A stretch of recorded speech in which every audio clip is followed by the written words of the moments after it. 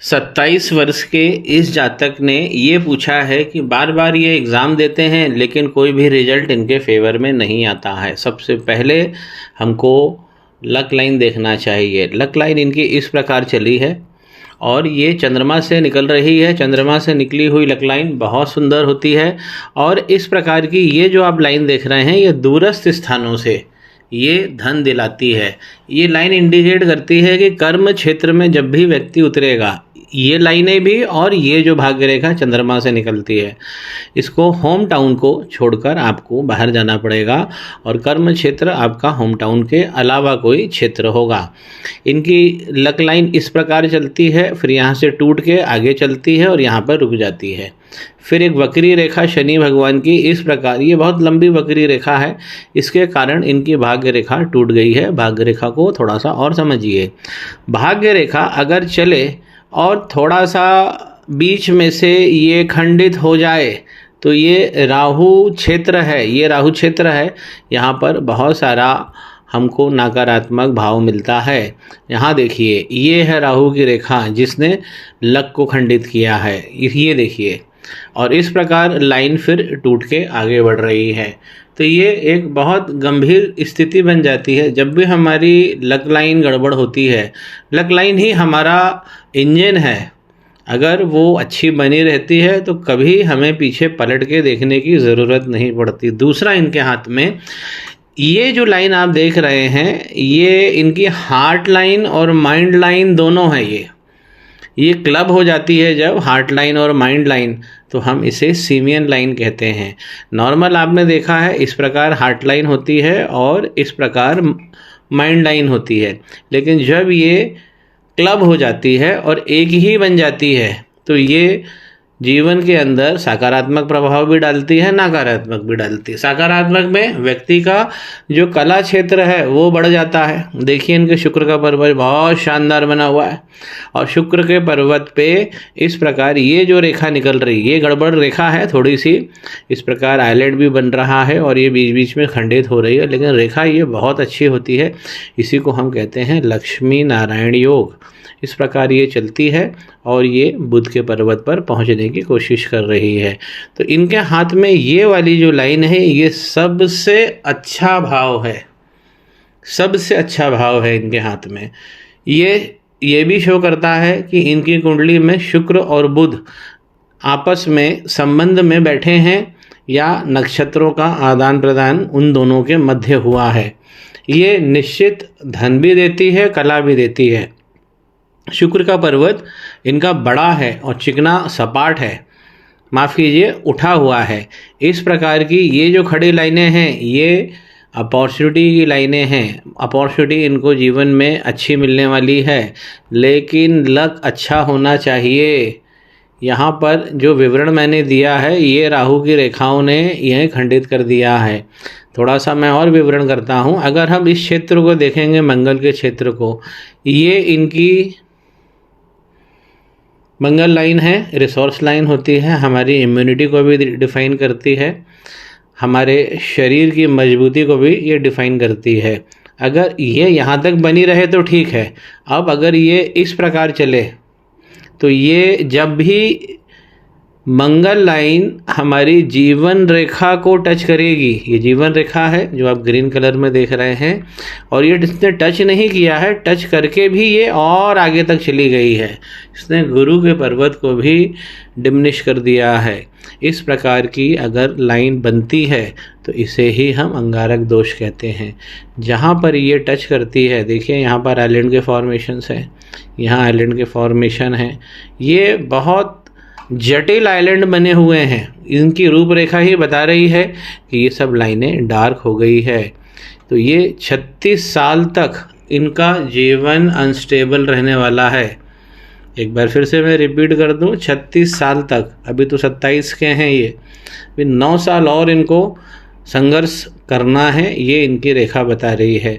यहीं से ये राहु की रेखा, इसे आप समझिए, मंगल क्षेत्र से जब भी लाइन निकलती है, इस प्रकार की लाइनें ये मंगल को पावर देती हैं, लेकिन जब यही आगे बढ़ के जीवन रेखा को काट देती है तो ये राहु की लाइनें बन जाती है। यहाँ देखिए इस प्रकार ये शनि पर्वत को गड़बड़ करके और फिर ये सूर्य को भी गड़बड़ कर दिया। बड़ी एग्जामिनेशन की तैयारी कर रहे हैं तो देखिए इनका सूर्य की लाइन तो अच्छी बनी हुई है, लेकिन ये जो रेखा है इसने सूर्य को पूरी तरह से नष्ट कर दिया है। ये इनका दूसरा कारण है कि इनको लगातार संघर्ष मिल रहा है।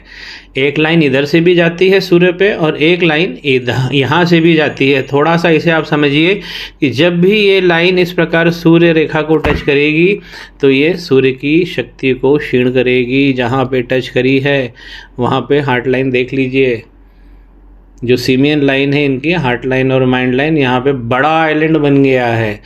हार्ट लाइन को अगर हम मान के चलते हैं कि आइलैंड में आ गया तो फिर हमें केतु का पर्वत देखना चाहिए। ये केतु हैं और केतु के पर्वत पे भी यहाँ पर देखिए स्पॉट आ गया।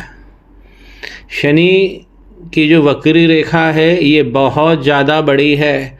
शनि पर्वत पर इस प्रकार की जब भी रेखा होती है तो ये सबसे पहले तो जो सीधी खड़ी लाइनें होती हैं धन योग वृद्धि की, ये सबको नष्ट कर देती है। शनि और केतु ये कॉम्बिनेशन में हाथ आ गया है, इसे ही हम शापित दोष कहते हैं। भाग्य रेखा का टूट जाना, खंडित हो जाना, वो भी राहु क्षेत्र में, और यहाँ पे अंगारक पहले ही लगा हुआ है। तो मंगल राहु और शनि केतु ये इनको 4 काम करने होंगे तो इनका जीवन पटरी पर आएगा। नहीं तो ये तो दिख रहा है कि 36 तक तो अभी सीधा सीधा संघर्ष है, 36 के बाद लाइन फिर अच्छी चलती है। फिर ज़्यादा आगे जाकर भी ये देखिए जैसे ही ये 45 के आसपास पहुंच रही है फिर ये आइलैंड बना रही है। इन सब चीज़ों से हमें बचना है। मंगल का पर्वत आप खुद ही देख लीजिए, इसकी क्या शोभा हो गई है। इतनी सारी लाइनें ये सब कटेंगी। अगर हमारे जीवन रेखा को काटेंगे तो उतने दुख हमें मिलना है। दुख किस प्रकार हमें मिलते हैं जीवन में? एक होता है हमको योगों का दुख, एक होता है धन का दुख, एक करियर का दुख। तो ये सारे दुख, जिसे 3 प्रकार के जो दुख बताए गए हैं धर्मशास्त्रों में, जो शरीर पे पड़ जाए, जो योगों पे पड़ जाए, जो दैविक हो जाए, तो ये सब इसी का नकारात्मक प्रभाव को हम दुख कहते हैं। यहाँ देखिए मंगल पर्वत से इस प्रकार ये रेखा निकलकर और ये डबल लाइन में निकली है। गुरु को बहुत ज़्यादा, बृहस्पति भगवान को बहुत ज़्यादा पीड़ित कर दिया है। तो अब देखिए राहु की रेखाओं ने क्या किया, एक ये गलत है, ये वाली डेंजरस है, ये वाली डेंजरस है, और जिसने भाग्य रेखा तोड़ दी है ये डेंजरस है। इनके मरकरी अभी भी बहुत अच्छा भाव दे रहे हैं, सीधी खड़ी लाइन है। लेकिन अगर हम विवाह की तरफ देखें तो ये लाइन स्मूथ लाइन बनी है और यहाँ पर ये आइलैंड बन गया। तीसरा मणिबंध यदि हम चेक करेंगे तो विवाह तो नहीं दिख रहा है, या हम कहें कि विवाह का सुख नहीं दिख रहा है। गुरु पर्वत बिगड़ जाना ये तो सबसे पहले विवाह को बिगाड़ देता है। सबसे पहले विवाह का योग ही नहीं बनेगा अगर गुरु बिगड़ गए तो। दूसरा, विवाह का योग बनेगा और विवाह अच्छे से चलेगा, मंगल अच्छे होने चाहिए। मंगल राहु भगवान की बहुत दिक्कत है। इन्होंने धन के बारे में भी पूछा है। सीधा देखिए दूसरा मणिबंध भी गायब है, तीसरा भी गायब है। तो दूसरा मणिबंध हमें करियर और धन देता है। तो ये दूसरा मणिबंध इनके हाथ में नहीं है। धन की दिक्कत क्यों हो गई है? ये केतु का बिगड़ना और केतु पर से इस प्रकार की लाइन को चलना, ये चंद्रमा को खराब करना, मन ओवर थिंकिंग में चले जाना। अगर केतु पर्वत से इस प्रकार लाइन निकलकर चंद्रमा के पर्वत पर पहुंचती है तो व्यक्ति अपने दिमाग को इतना ओवर एक्टिव कर लेता है। वो सोते समय अगर करवट बदलता है तो कुछ ना कुछ उसको मसले दिमाग में घूमने लगते हैं। इतना ओवर थिंकिंग हमें सोते समय तो नहीं करना है, क्योंकि सोने से हमारा शरीर दूसरे दिन के लिए तैयार होता है। ये शरीर की मर्यादा है, मर्यादा का ध्यान रखना है। हमको अपने दिमाग को इतना ओवरलोड नहीं करना है कि हमारी फीलिंग्स हमको ही हर्ट करने लगे। तो केतु और चंद्रमा का यहाँ कॉम्बिनेशन हो रहा है। केतु बिगड़ेंगे तो ये हार्ट लाइन जो है ये भी गड़बड़ हो जाएगी। मंगल और राहु ये सबसे ज़्यादा प्रभावित है, और मंगल राहु के भगवान के चक्कर में ही ये जो रेखाएं जो निकली, जो 4 लाइन मैंने बताई है, इसने अलग से शनि केतु का शापित दोष हाथ में लगा दिया है। रेखा ये बहुत डार्क हो गई है, वक्री लाइन। नॉर्मल हम वक्री लाइन यहाँ तक समझते हैं, ठीक। अगर ये आगे बढ़ जाए तो ये सूर्य को अलग से लपेटे में ले लेती है। एक ये लाइन बहुत ज़्यादा खतरनाक है इनके हाथ में, और एक ये वाली लाइन जो राहु की लाइन है और जाकर शनि के पर्वत पर पहुंच रही है। बृहस्पति भगवान को पहले ही लपेटे में ले लिया है। संतान सुख में देखिए यहाँ पर इनको मिलेगा, यहाँ पर इनकी 2 संतान होगी। आइलैंड अच्छे बने हुए हैं, लेकिन इस प्रकार की लाइन इन आइलैंड्स में नहीं घुसना चाहिए। अब जब विवाह में ही दिक्कत होगी तो फिर संतान में भी दिक्कत होगी। इनकी जो कंफर्ट लाइन को समझिए, ये मंगल पर्वत है, ये इनका शुक्र का पर्वत है, दोनों के बीच में होती है कंफर्ट लाइन।